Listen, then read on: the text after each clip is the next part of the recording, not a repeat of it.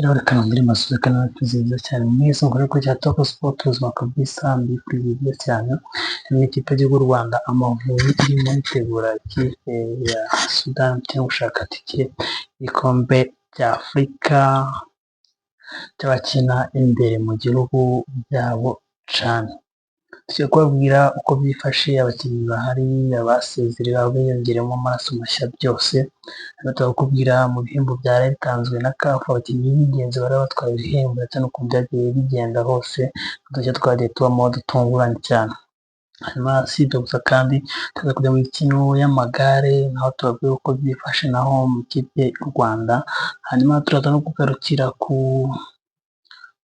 nzu mpuzamashyirahamwe ya FIFA igiye kubakwa hano muri Afurika n'ibindi byose kabisa. Nshimire mwese mukunda gukora like, subscribe kuri YouTube channel Top Sport ubuzima, like, share.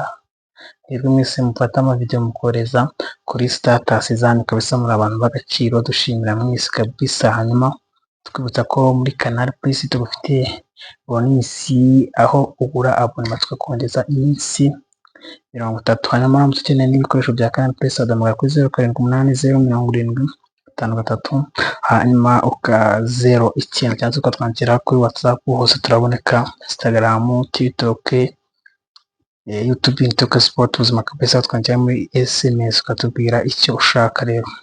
Rero iyi nkuru ikavuga ko sezererwa kwa mu bakinnyi ba PRFC Amavubi bya bifitanye isano no kutagera mu mwiherero bakererewe. Rero umujyaneza Froduard na Nshimiyimana Yunus ni abakinnyi ba PRFC bamaze gusezererwa mu ikipe y'igihugu iri kwitegura gukina Sudani y'Epfo imikino ibiri gushaka itike yo kujya mu gikombe cya Afurika cy'abakina imbere mu gihugu CHAN.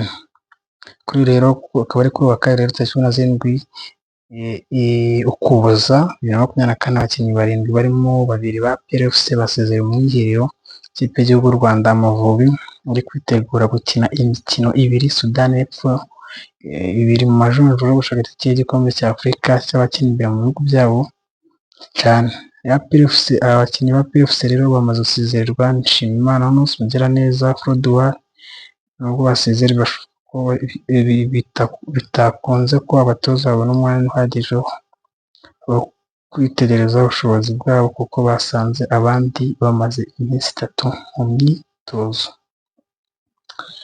Nyuma y'uko abakinnyi byose batatangira imyiherero n'abandi bakinnyi mu ikipe y'igihugu ejo kuwa mbere, General Mbaraka Muganga binyuze kuri Radio Rwanda mu rwego rw'imikino asobanuye impamvu abakinnyi basabiwe uruhushya, aho yavuze ko nta mategeko ya FIFA bishe ndetse bikaba byumvikana ko bitewe n'uko abakinnyi imikino myinshi yegeranye bityo bakaba bari bananiwe. Rero ati PRFC yubahiriza icyo amategeko mpuzamahanga avuga, iminsi 5 niyo isaba kugira ngo umukinnyi ajye mu mwiherero w'ikipe y'igihugu. Kuba twarasabiye abakinnyi ikiruhuko cy'iminsi 2 bumvikana ko kubera ko twahawe imikino 4 ikomeye ariyo UAS Kigali, Police FC, Rayon Sport na Mukura Victory Sport nta kabirengeje amaso. Rero akaba ari uko byifashe mu ikipe y'igihugu Rwanda Amavubi.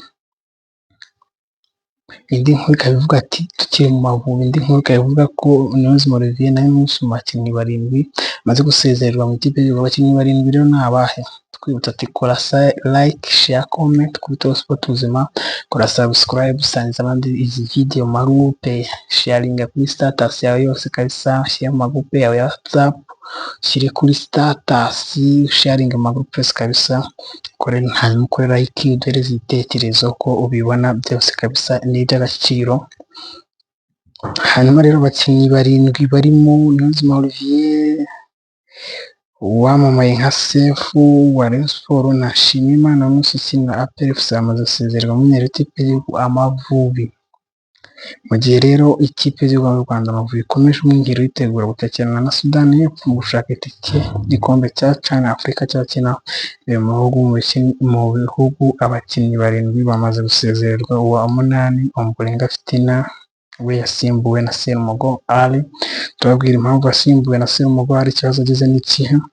Abakinnyi bamaze gusezererwa rero harimo Nshimiyimana Anos ukinira APR FC, Niyonzima Olivier Sefu wa Rayon Sports, Mugiraneza Froduard APR FC, Benedata Janvier Kigali, Usabimana Olivier wa Marine FC, Habimana Yves wa Rutsiro FC na Bizimana Yannick ukinira Bugesera FC.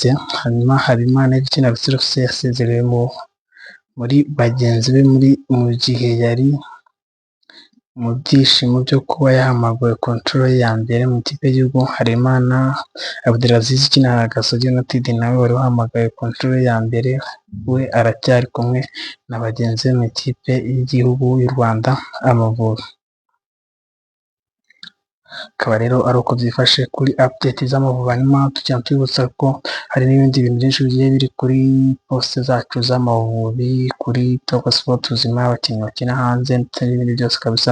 Nshimira mwese mukomeje gukora kuri ziriya video two ziri no kureba cyane, mukora like, share, subscribe, mwese kabisa iby'agaciro turi kubiratira rwose ati kabisa mukomeze mukomerezaho. Hanyuma mukore like menshi cyane kaza, kandi ushimira mwese mukomeje kuyakora, subscribe, share, like, comment mwese kabisa. Hanyuma rero FIFA yafunguye ibiro bihoraho muri Afurika mu rwego rwo guteza imbere umupira w'amaguru muri Afurika ku isi yose. Ishyirahamwe ry'umupira w'amaguru ku isi FIFA ryafunguye ibiro bya mbere bihoraho muri Afurika mu murwa mukuru wa Maroc, Rabat.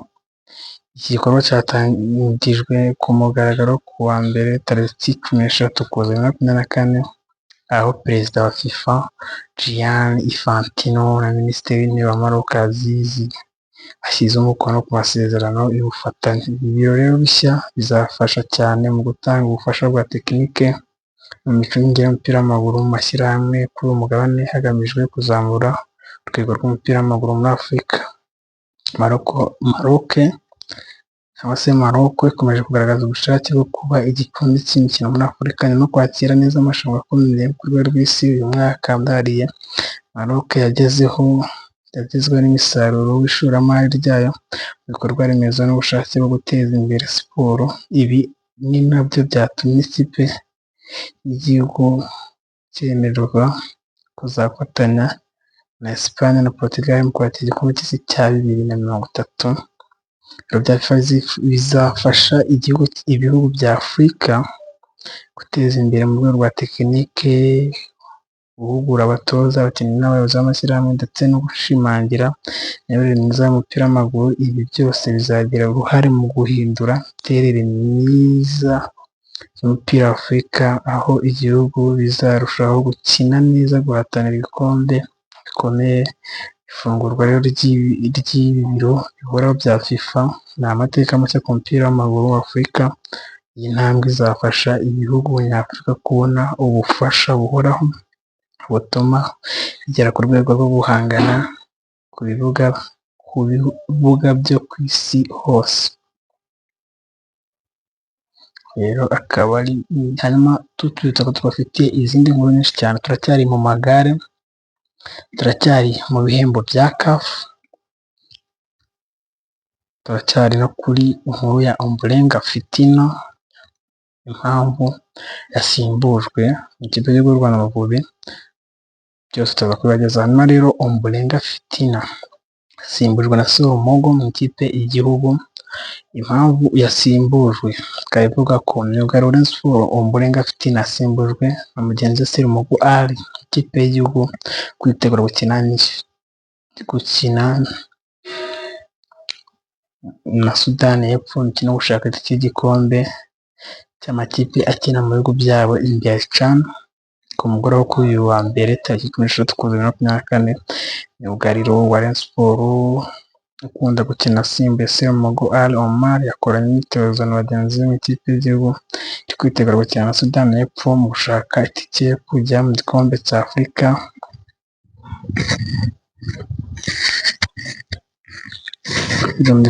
Afurika Sudani y'Epfo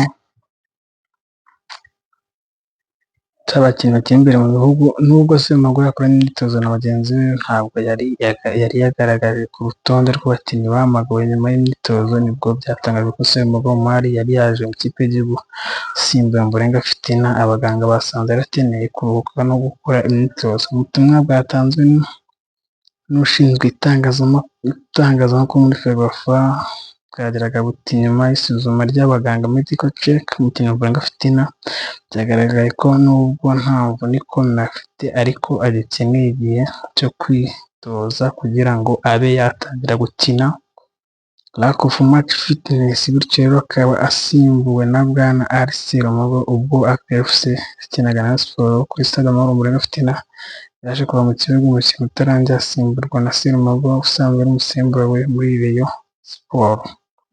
Serumogo Omar rero yahamagaye ikipe y'igihugu gusimbura Ombolenga Fitina, akaba ari uko byifashe bya Ombolenga Fitina. Ronaldo yemeje ko aziyamamariza kuyobora isiganwa ry'umupira w'amaguru muri Brazil. Ronaldo de Faro uzaba umukinnyi ukomeye cyane wa Brazil ndetse na Real Madrid, akaba rero aziyamamariza kuyobora isiganwa ry'umupira federasiyo y'umupira w'amaguru muri Brazil. Hanyuma rero Kafarahe itanze ibihembo by'abakinnyi bitwaye neza muri Afurika. Muri abo bakinnyi rero Ademola Lookman yegukanye igihembo cy'umukinnyi mwiza w'umunyafurika. Hanyuma umukinnyi w'ikipe y'igihugu ya Nigeria na Atlanta Belgrade muri shampiyona y'icyiciro cya mbere mu Butaliyani, Ademola Lookman yegukanye igihembo cy'umukinnyi mwiza w'umwaka wa 2024 muri Afurika mu bihembo by'impuzamashyirahamwe y'umupira w'amaguru muri Afurika CAF. Rero ibihembo byatangiwe mu gihugu cya Maroc mu nyubako ya Palais des Congrès iherereye mu gace ka Marrakech. Ibi bihembo byakinnye abanyafurika, abatoza n'amakipe bitwaye neza mu mwaka wa 2024. Mu bakinnyi bakiri bato Lamine Camara ukinira AS Monaco n'ikipe y'igihugu ya Senegal niwe wegukanye igihembo. Ikipe y'igihugu nziza mu bagabo iba Cote d'Ivoire, naho mu bagore iba ikipe y'igihugu ya Nigeria. Hanyuma rero ikipe nziza mu bagabo yabaye Al Ahly FC, mu bagore iba TP Mazembe. Hanyuma Ron Wayne Williams ukina ikipe y'igihugu ya Afurika y'Epfo na Mamelodi Sundowns aba umunyezamu mwiza ndetse anaba n'umukinnyi mwiza ukina ku mugabane wa Afurika. Umutoza mwiza kurusha abandi yagizwe Emir Sefai wifashishije ikipe y'igihugu ya Cote d'Ivoire gutwara igikombe cya Afurika. Murabyibuka ko umutoza ikipe y'igihugu ya Cote d'Ivoire muri CAN iheruka umukino wa gatatu wo mu itsinda wabaye atarakonfirma ko azakomeza. Rero umukino bagenda bamutega imikino yose byaje kurangira finali ayitwaye, rero akaba yahise ahabwa n'igihembo cy'umutoza mwiza cyane w'umunyafurika yigitse Hugo Broos utoza ikipe y'igihugu ya Afurika y'Epfo na Sebastien de Sabre utoza RD Congo, bose nibo bari bahanganira batwara igikombe. Wegukanye igihembo cy'umukinnyi mwiza mu bagore ni Bal Babanda ukina ikipe y'igihugu ya Zambia na Orlando Pride ahigitse Sana Masudi ukinira ikipe y'igihugu ya AS FAR Rabat ndetse na Chiamaka na Dozie ukina ikipe y'igihugu ya Nigeria. Mu bagabo uwegukanye igihembo cy'umukinnyi mwiza ni Ademola Lookman ukinira ikipe y'igihugu ya Atlanta na Nigeria yo mu Butaliyani, yakoreyemo amateka gutsinda ibitego 3 mu mikino wa nyuma wa UEFA Europa League ahigitse Simon Adingra ukinira ikipe y'igihugu ya Cote d'Ivoire ndetse na Brighton Seri ukinira ikipe ya Guinea na Borussia Dortmund, Achraf Hakimi ukinira ikipe y'igihugu ya Maroc na Paris Saint-Germain na Ron Wayne Williams ukinira ikipe y'igihugu ya Afurika y'Epfo na Mamelodi Sundowns. Samuel Eto'o na Yaya Toure nibo bafite agahigo ko gutwara ibikombe byinshi by'umukinnyi mwiza w'umunyafurika mu bagabo, aho buri umwe yagitwaye inshuro 4, mu gihe mu bagore aho yifitwe na Asisa Oshoala wayitwaye inshuro 6. Rero ibiro byo gutanga ibihembo mu bakinnyi by'Abanyafurika y'abatoza bitwaye neza ntibyitabiriwe n'abantu batandukanye. Perezida wa FIFA Gianni Infantino n'abakinnyi b'Abanyafurika bakanije barimo Victor Wanyama muri Kenya, Mohamed Mohamed Zidane, Portia Modise South Africa, Seydou Keita na Obafemi Martins wo muri Nigeria, bose rero bakaba bari bahabaye bose neza cyane. Dukomeza twibutsa dukore umutima, mukomeze mukore subscribe, share na comment n'ibindi byose kabisa muraba agaciro, mwe mukomeza gukora like, share, subscribe. Twari tuvuye mu magare uko byifashe, naho abakinnyi b'ikipe y'igihugu y'amagare bakubiye gatatu amafaranga bari bahabwa bari mu mwiherero. Hari saga yigeze iba yo gutabaza mu bakinnyi b'amagare bavuga ko amafaranga bajya gutsinda batajya bayabona.